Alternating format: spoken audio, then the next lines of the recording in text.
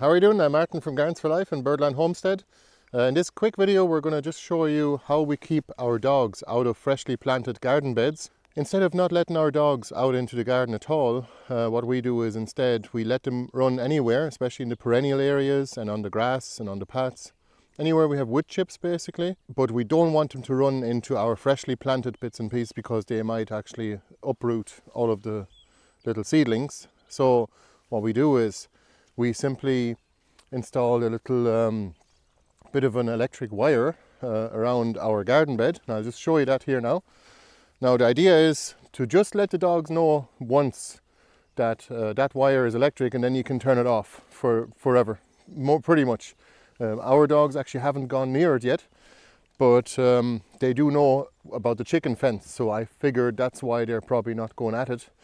One of them actually did go near it yesterday, but I had the dial turned down on the Energizer, so that wasn't a good idea because she actually kind of touched off it and she didn't get any kind of warning off it. So take a look at this. So this is a garden bed, well, a big no-dig garden bed, and you can see here I simply put a few old sticks from the garden. I know what you're thinking. You're thinking, Asher, that's going to hurt.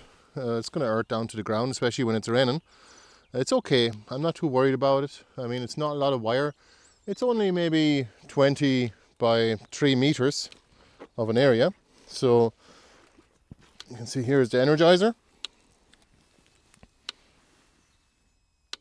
So I just put a 4-inch nail. If you had a 6-inch nail, that'd be handy, but I just put that into the ground as an earth.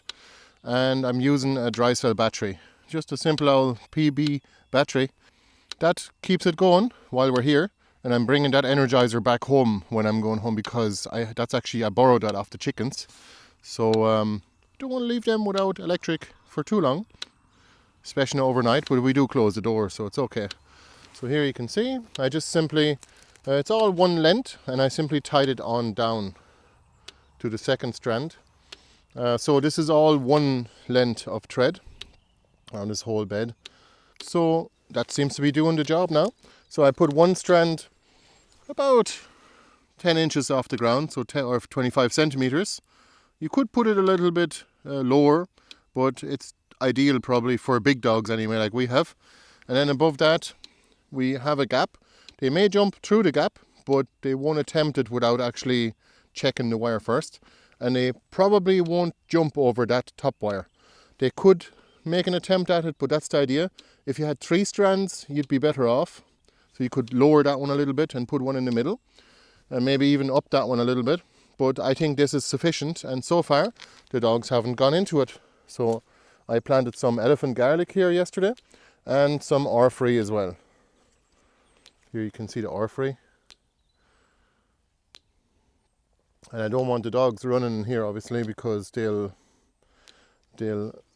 uproot them.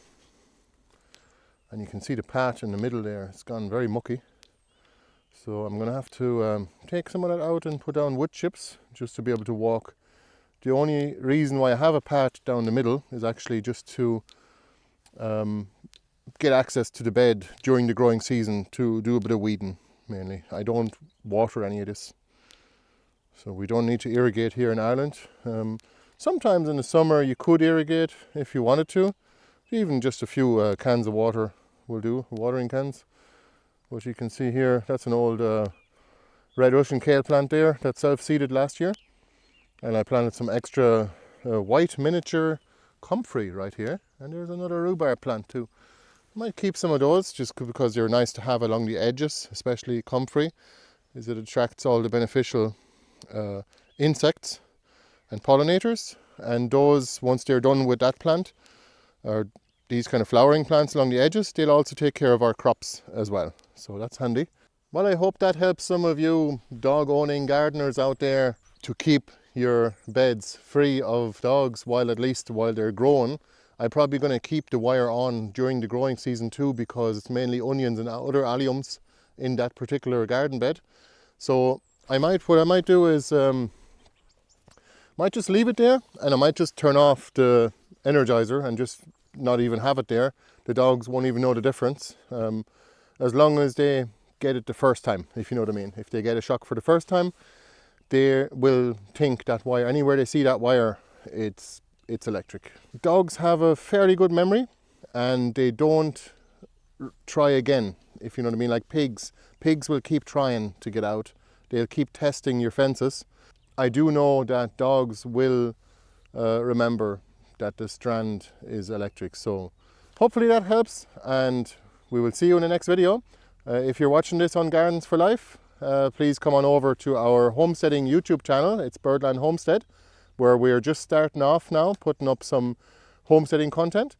And if you are watching this on our Homestead channel, just come on over to Gardens for Life and join us over there, where we post up lots of gardening related content, growing your own vegetables, perennial vegetables, trees, cuttings, no-dig gardening, lasagna gardening, food forests and forest gardening, all that's included.